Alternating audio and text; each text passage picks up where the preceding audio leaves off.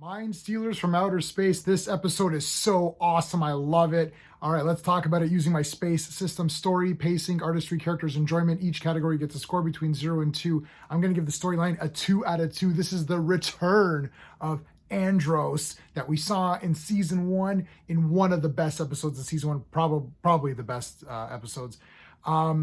He's back. There's these guys called the Skrill, not Skrulls.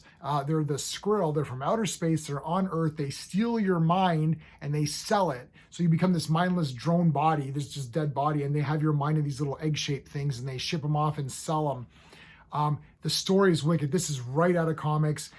Look, there's a lot of great shows. I love The Incredible Hulk. I love $6 Million Man, obviously, Bionic Woman. I love Spider-Man. There's a couple of Red Brown TV movies for Captain America. All of these shows were really neat, right?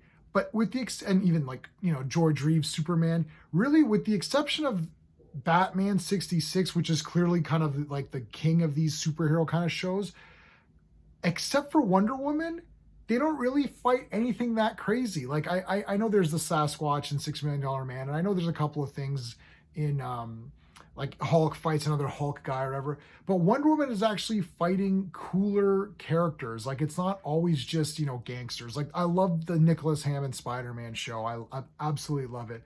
But I mean, he fought the one guy that had mind powers or something. That's about it. And Wonder Woman fought a mind power guy too. Wonder Woman's doing a way more stuff here. So I want to applaud them for at least doing this kind of a storyline. It's super cool. At least Wonder Woman's fighting these outer space aliens with the help of another guy. So it's like a team up. Could have been a Brave and the Bold team up, Wonder Woman and Andros. I really like the story here. It's right out of comics, so it's stop these guys, and Andros has 6 days to stop them, or they're gonna blow up Earth, or they're gonna send guys to exterminate them. The pacing is a 2 out of 2. It's very fast paced. The beginning, you have this great stuff with the spaceships and like it really affects. I'll talk about the artistry, and then boom. The aliens show up, the Skrulls show up, they start taking over people. Wonder Woman's on the case. She turns into Wonder Woman a few times already to fight. She does a lot of Wonder Woman things, grabbing cars, lifting stuff, jumping, all that. She fights one of the Skrills. They shoot her belt, and then she kind of goes back to go fight them, and Andros shows up and blasts them. It's pretty cool. They impersonate a general, so you're like, a lot of stuff is going on very quickly. This is a great paced episode. The artistry, look, I'm going to give the artistry a 2 out of 2. I know you might be thinking, well, does it really look that good? I'm judging the art based on the budget and what they can do at the time with what they have, the resources. I never compare shows. Like I'm not comparing this to Doctor Who or Blake 7 or Star Trek or any of these shows. I'm not comparing. I don't know what other shows would have been on. I don't know what shows would have been on exactly with Wonder Woman, late 70s. So it wouldn't have been, well, Doctor Who would have been on for sure. So I'm not comparing it that way. I'm just looking at the way Wonder Woman has been shot and filmed and what they're doing here. The Skrill themselves look a bit cheesy. They're just, green costume guys with those reefs or those where you put around the Christmas tree, that they have those across their thing, and that's like a visor. They could have looked better. I'm still giving it a 2 out of 2 because there's this monster that they have. He looks pretty cool. He's got this almost like Darth Vader kind of helmet thing. And with claws and stuff. He looked pretty cool. He fought Diana at the very, very end. It's a cliffhanger. This is a part 1. But the space stuff was cool in the beginning. There's a lot of Wonder Woman action. There was a couple of times where I was able to see the stunt lady who plays Wonder Woman. Couple of times. Normally they've done a good job of hiding it, but there's just so many cool things in this episode that I don't want to really knock it too badly. If I wanted to be a bit more harsh, I could say it's a 1.5 score instead of a 2.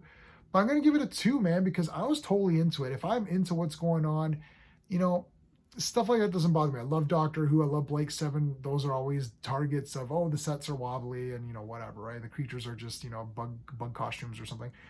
But I really thought everything looked cool. The characters, 2 out of 2. Obviously, Diana's the best. I love that Steve Trevor is now just this kind of handler. It makes way more sense that Diana can go out. She can have her ponytail. She has her glasses. She's not always in a bun and a nerdy thing. She's way more stylish. She's wearing really cool clothes now. And when she needs to become Wonder Woman, she becomes Wonder Woman, does the thing, and then turns back.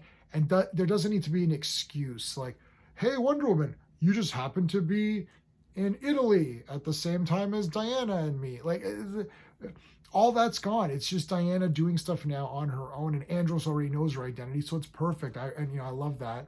Andros himself is bloody awesome. He's great. This is the son of the original Andros, and that guy was great too. I like all the other aliens. I liked everybody in this. It's awesome. So for the enjoyment factor, I'm giving it a 2. I'm giving this a 10er. 10 out of 10, man. Awesome episode. Can't wait to watch part 2. I don't know how many times I've seen these episodes. This is the first time that I'm actually, and this is my second time going through the Blu-rays, but it's my first time going through and doing reviews like this. I take notes while I'm watching the show. So this is the first time I'm really thinking about the episodes, because I love Wonder Woman, the TV series. Linda Carter is just the best.